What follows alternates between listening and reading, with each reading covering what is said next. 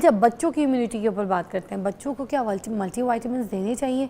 छोटे बच्चों को स्पेशली उनको सोर्स देना चाहिए मल्टीविटामिन्स के लिए मेडिसिन की फॉर्म में? ये ना थोड़ा सा कंट्रोवर्शियल है। मेरी अपनी जो पर्सनल ओपिनियन है वो ये है कि अगर आपके बच्चे की डाइट ठीक है तो आपको बच्चे को बगैर वजह के सप्लीमेंट्स नहीं देने चाहिए। तो कहते हैं ना लोग फेरो पिला दो, आयरन सप्लीमेंट, पहले आयरन का टेस्ट कराओ।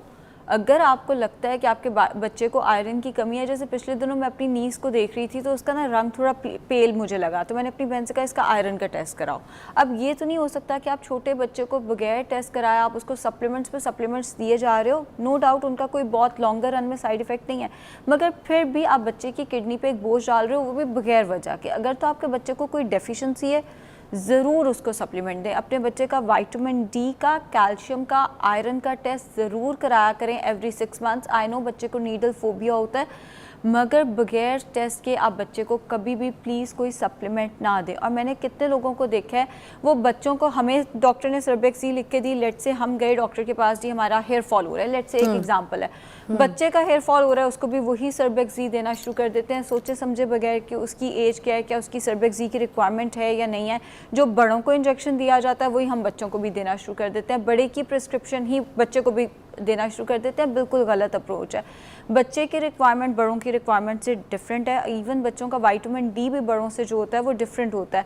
आपने पहले टेस्ट कराने हैं बच्चों के, फिर आपने उनके सप्लीमेंट शुरू कराने हैं। ये मेरी ओपिनियन है।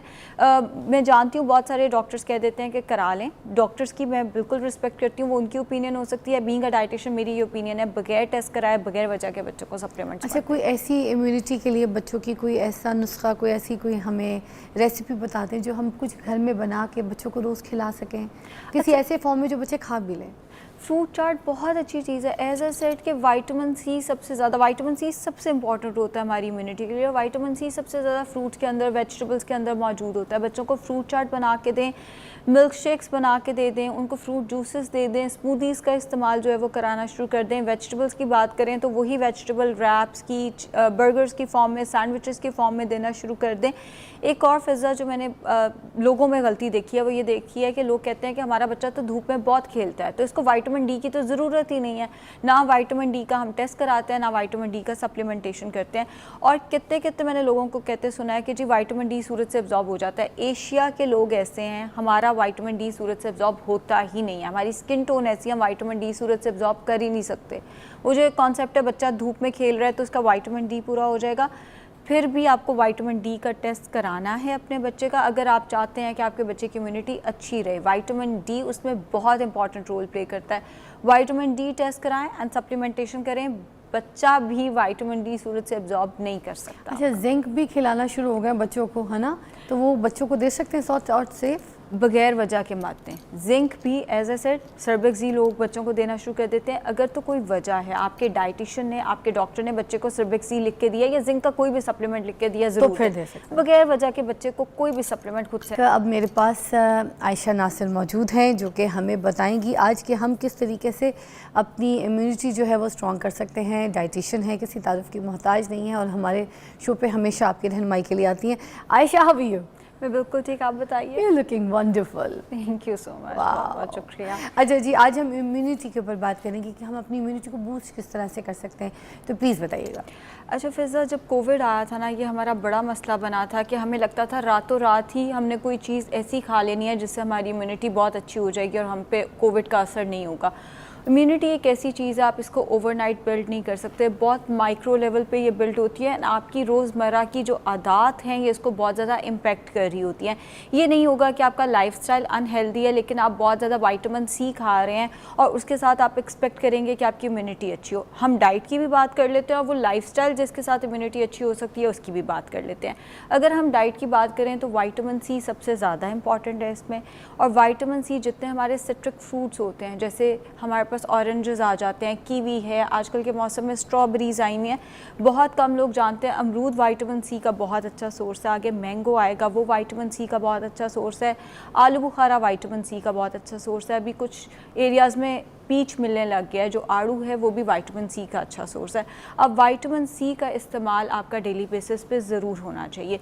कुछ लोग विटामिन सी के सप्लीमेंट्स शुरू कर देते हैं, 500,000 mg तक विटामिन डी। हमारी बॉडी 85 mg तक विटामिन सी जो है वो डेली बेसिस पे अब्जॉर्ब करती है। इससे ज़्यादा जो है वो सिर्फ़ और सिर्फ हम अपने दिल की तसल्ली दे रहे होते हैं। इससे ऊपर आप जितनी डोजेज पे जाते हैं उसकी अब्जॉर्प्शन बॉडी के अंदर नहीं हो रही होती। कोई टेक्निक भी है कि अगर हमने विटामिन सी सोर्स किसी फल के ज़रिए अगर हम ले रहे हैं, उसके साथ अगर हमने किसी खाने का इस्तेमाल कर लिया या चाय का इस्तेमाल कर लिया, तो वो जो विटामिन सी है हमारे अंदर जाके अब्जॉर्ब नहीं होगी, डाइल्यूट नहीं होगी, कोई ऐसे इश्यूज होते हैं तो बताइए प्लीज़। जितने हमारे मल्टी वाइटामिन्स हैं या जितने हमारे न्यूट्रिएंट्स हैं, आप उसके ऊपर चाय, ग्रीन टी या कॉफ़ी का इस्तेमाल कर लेते हैं तो उनकी एब्जॉर्प्शन हिंडर हो जाती है। यानी एब्जॉर्ब वो होते हैं लेकिन उतने अच्छे तरीके से एब्जॉर्ब नहीं होते जितने अच्छे तरीके से उनको एब्जॉर्ब होना चाहिए था।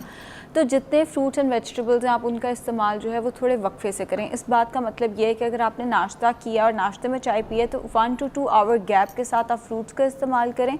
और अगर आप चाय पी रहे हैं और सैलड, क्योंकि सैलड के अंदर भी हम लेमन स्क्वीज़ करते हैं जो कि विटामिन सी का अच्छा सोर्स है, टोमेटोज़ हो जाते हैं वो भी विटामिन सी का अच्छा सोर्स है।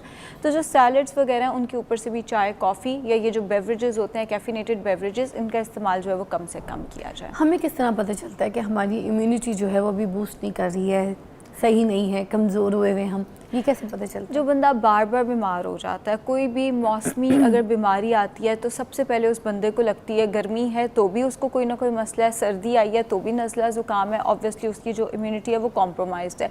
अगर दुनिया में कुछ भी हो रहा है और आप पे इतना ज़्यादा उसका असर नहीं होता या आप बहुत ज़्यादा बीमार नहीं होते, इट मीन्स आपकी इम्यूनिटी अच्छी है। लेकिन अगर कोई भी छोटी छोटी बीमारी आती है और सबसे पहले आप इम्पैक्ट होना शुरू हो जाते हैं, इट मीन्स आपकी जो इम्यूनिटी है वो कॉम्प्रोमाइज्ड है। उसके लिए फिर आपको सप्लीमेंट्स, जिसमें जिंक, जब कोविड आया था तो हमने एक सर्बेक्सी बहुत ज़्यादा इस्तेमाल की थी, फिर हमें सप्लीमेंट्स में जिंक का इस्तेमाल करना चाहिए। लाजमी नहीं है सर्बेक्सी, किसी भी ब्रांड का जिंक 15 to 22 mg जो है वो आप इस्तेमाल करना शुरू कर दें। एंड वो भी आपने कोशिश करनी है कि मील के कोई 2 आवर्स के बाद इस्तेमाल करें ताकि उसकी जो एब्जॉर्प्शन है वो मैक्सिमम हो।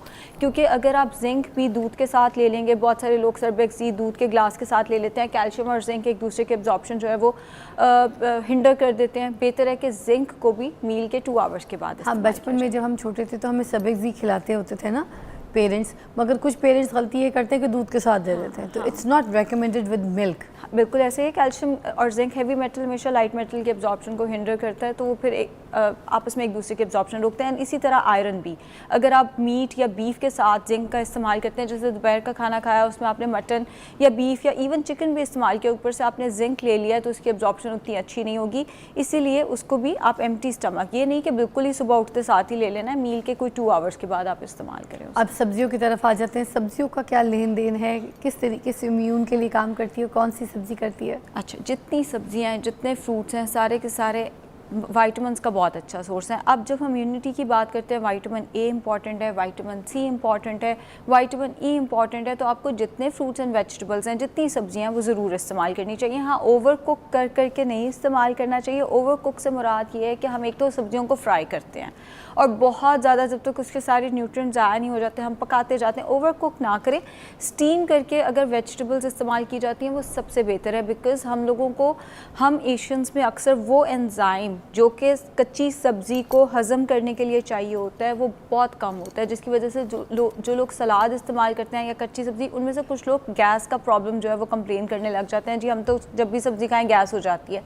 आप वही वेजिटेबल्स जैसे ब्रोकली वगैरह, गोभी, बैंगन, कुछ इस तरह से दम पे रख के खा लो तो भी लोगों को शिकायत होती है। फिजा उसमें प्रॉब्लम ये है कि जितनी ग्रीन लीफी वेजिटेबल्स हैं ना, ये तो आपको कच्ची लेनी नहीं चाहिए, ये ऑक्सीलेट स्ट्रेस देती हैं बॉडी के अंदर। जितनी भी ग्रीन लीफी वेजिटेबल्स हैं इनको तो आप स्टीम करके लें। अब बैंगन अगर आपको पका के स्टीम करके भी गैस कर रहा है तो आपको हो सकता है कोई और अंडरलाइंग इशू हो, जैसे IBS वगैरह का मसला हो, उसमें भी फिर बैंगन सूट नहीं करता। अगर कोई एक पर्टिकुलर वेजिटेबल या फ्रूट आपको प्रॉब्लम कर रहा है, हो सकता है फिर आपका कोई अंडरलाइंग इशू चल रहा है। इन जनरल अगर हम बात करें, आपका कोई पेट का मसला नहीं है तो आप वेजिटेबल्स को हल्का सा स्टीम करके, बहुत आपका दिल है तो 1 टीस्पून ऑलिव ऑयल उसमें ऐड कर लें और उस तरह से आप इस्तेमाल करें, उनकी एब्जॉर्प्शन सबसे अच्छी होगी और वो आपको गैस ट्रबल नहीं करेंगे। Very nice. आयशा हमारे साथ हैं। हम आज पूछें इम्यूनिटी को किस तरीके से बूस्ट किया जा सकता है, सही किया जा सकता है, उस पर काम करेंगे ब्रेक के बाद। अच्छा, हमारे साथ डॉक्टर आयशा मौजूद हैं और वो हमें बता रही है कि किस तरीके से हम इम्यून को स्ट्रॉन्ग कर सकते हैं। अब कुछ सब्जियों के ऊपर बात कर रहे थे हमने, आपने कुछ बादी सब्जियों के बारे में बताया जिसमें आपने कहा गोभी और ब्रोकली और ग्रीन्स वाली जितनी भी सब्जियां हैं वो थोड़ा सा इफ़ेक्ट कर सकती हैं, मगर उसको आप अगर दम करके उसमें थोड़ा सा ऑलिव ऑयल डाल के अगर बनाएं और अपनी ज़िंदगी में शामिल करें तो आपकी इम्यूनिटी के लिए बहुत अच्छी हैं। ऑलराइट, उसके अलावा हम सब्जियों का क्या इस्तेमाल करें, किस तरीके से करें, किन चीज़ों के साथ करें? क्या गोश्त के साथ अगर सब्ज़ी को पकाया जाए तो क्या उसके अंदर सारे जो उसके विटामिन्स हैं वो ख़त्म हो जाते हैं? नहीं, ऐसा नहीं होता। गोश्त के साथ अगर आप सब्ज़ी को पकाते हैं, बस एक फैक्टर आता है कि जो सब्ज़ी के अंदर फाइबर है वो गोश्त के अंदर जो न्यूट्रिएंट्स हैं उनकी एब्जॉर्प्शन को थोड़ा सा हिंडर करता है, बट ये नेचुरल सिस्टम है। अल्लाह ताला ने जो सिस्टम बनाया है खाने पीने का वो इसी तरह बनाया है कि ऑब्वियसली आप रोटी खा रहे हैं गोश्त के साथ लगा के तो उसमें भी फाइबर है, वो भी कहीं ना कहीं उसकी एब्जॉर्प्शन को हिंडर करेगा। हल्की फुल्की जो हिंड्रेंस है वो आएगी। जब आप वेजिटेबल्स को पका लेते हैं तो फाइबर कोई उस मिकदार में नहीं बचता जिस मिकदार में रॉ वेजिटेबल्स का होता है, लेकिन फिर भी जो हल्का फुल्का फाइबर होता है वो थोड़ा सा हिंडर कर सकता है आयरन की एब्जॉर्प्शन को। ये इतना बड़ा फैक्टर नहीं है। जहाँ तक बात है वेजिटेबल्स को हम किस और फॉर्म में, आप इनकी स्मूदीज़ बना सकते हैं, but as I said before कि आपको ग्रीन लीफी वेजिटेबल्स की स्मूदी नहीं बनानी। मैंने बड़े बड़े इन्फ्लुएंसर्स को देखा है, वो कहते हैं जी केल डाल लो तो स्पिनच डाल लो तो इसको ब्लेंड करके लो, या आपके लिवर को डिटॉक्स कर देती है। एक तो लिवर डिटॉक्सिफिकेशन एग्जिस्ट ही नहीं करती। दूसरी बात, जब आप ग्रीन लीफी वेजिटेबल्स को इस तरह से ब्लेंड करते हो तो वो ऑक्सीलेट स्ट्रेस देती हैं और बाकायदा इससे फिर किडनी के मसले जो हैं वो शुरू हो जाते हैं। वो आपको फ़ायदे से ज़्यादा नुकसान दे रहे हैं। हाँ, आप जैसे कैरेट हो गया, उसके साथ एक एप्पल हो गया और थोड़ा सा जिंजर, इसको ब्लेंड करके ले सकते हैं। बीटरूट भी डाल सकते हैं। आप क्यूकम्बर को भी ब्लेंड करके ले सकते हैं, या आप लौकी को चाहें तो उसको भी जिंजर के साथ ब्लेंड करके उसको भी इस्तेमाल किया जा सकता है। ये उन लोगों के लिए जिनको नंबर 1 गैस का कोई प्रॉब्लम नहीं है, नंबर 2 वो सैलड नहीं खा सकते, या उनको वेजिटेबल्स जो है वो खाना नहीं पसंद, वो लोग इस तरह से ले सकते हैं। अगर आपको इस तरह भी नहीं खाना या आपका बच्चा जो है वो वेजिटेबल्स को एक्सेप्ट नहीं करता तो सैंडविचेस की फॉर्म में थोड़ा सा वेजिटेबल्स को हल्का सा उन्हें स्टीम कर दिया जाए। क्यूकम्बर हो गया या जो भी आपका बच्चा पसंद करता है, अनियन, टोमेटोज़ वगैरह, वो आप उसको सैंडविच में या जो ब्राउन बर्गर्स आ गए हुए हैं या जो टॉर्टिया रैप है उसके अंदर लगा के दे दें। लेकिन वेजिटेबल्स एंड फ्रूट्स बच्चे की और आपकी अपनी भी डाइट का ज़रूर हिस्सा होना